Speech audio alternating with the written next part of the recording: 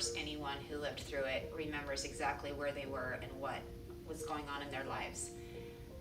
For me, the call came when my husband was on his way to work, and he turned on the radio and heard for the first time about the tragedy that was unfolding in the nation's capital and in New York. He said, "Hurry and flip on the TV. Some airplanes have hit the World Trade Center tower. See what's going on." And I ran and turned on our television and saw the horror unfolding before my eyes.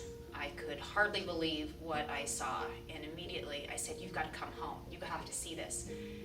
He turned the car around, he came home, and we spent the rest of the day, like the rest of the nation, absolutely glued to the television, wondering what had happened, what was going on, and what other tragedies might take place while we were watching.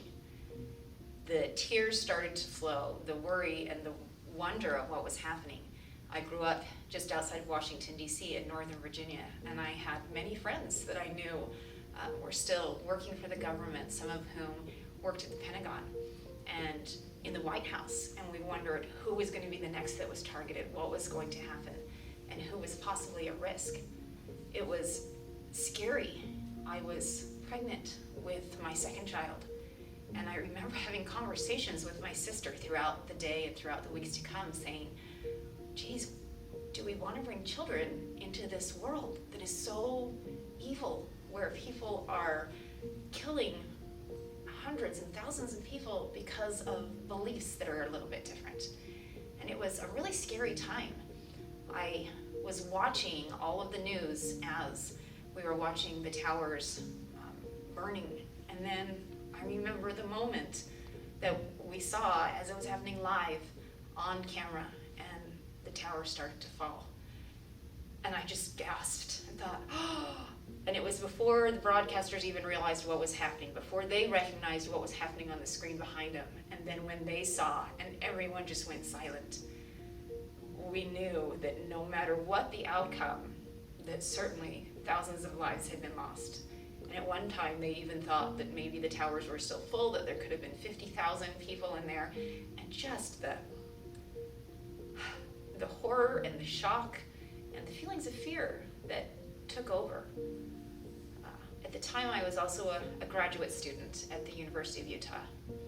And we had class after class where we were just watching for days all of the footage and talking about what this would mean. Because, of course, we all knew, even though we didn't know exactly what it would mean going forward, we knew that that point was one of those before and after points in history, where there would be a pre-9/11 and there would be a post-9/11. And we could sense that that was one of those moments in time, probably similar to generations before when they had Pearl Harbor, where you knew that this was a turning point in the history of our country and in the history of the world. And certainly at that point, it also meant a turning point for our country being at war. And over the course of the next days and weeks, we saw both the worst of humanity as well as the very, very best of humanity. And like everyone around us, we were proud to hang our flags, to donate, to give blood, to send money to the Red Cross and to other organizations that were going to help the family members. And we were just glued to the television to see what was going on. My family had been scheduled for a trip to Disney World on September 13th. And as you can imagine, of course, that trip did not happen. So all of the families, we had several young families who were all going to go and take our young children to Disney World. And what we did instead was we transferred our Marriott experience to a Marriott in Park City, Utah. We went to Park City, Utah, and spent the whole week watching, praying, and hoping for the best for our country.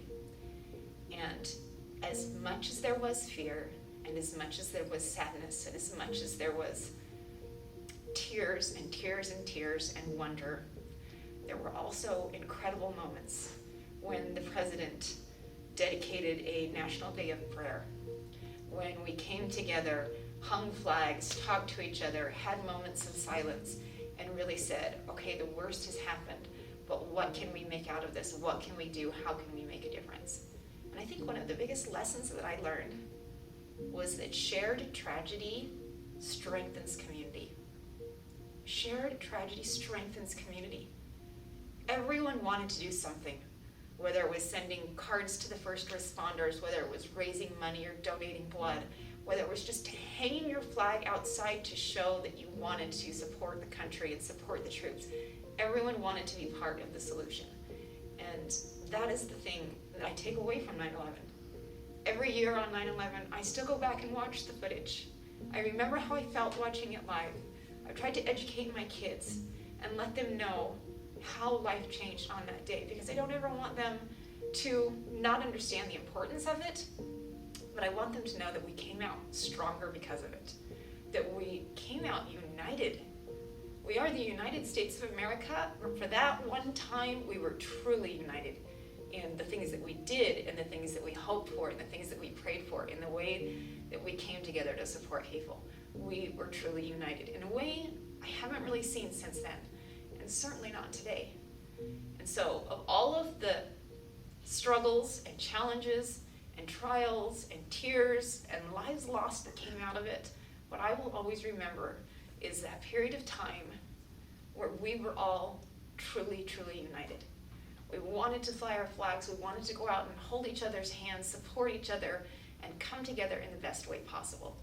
Because even though the worst had happened, we were dedicated and determined that as Americans, we were going to make the best outcome possible out of the tragedy.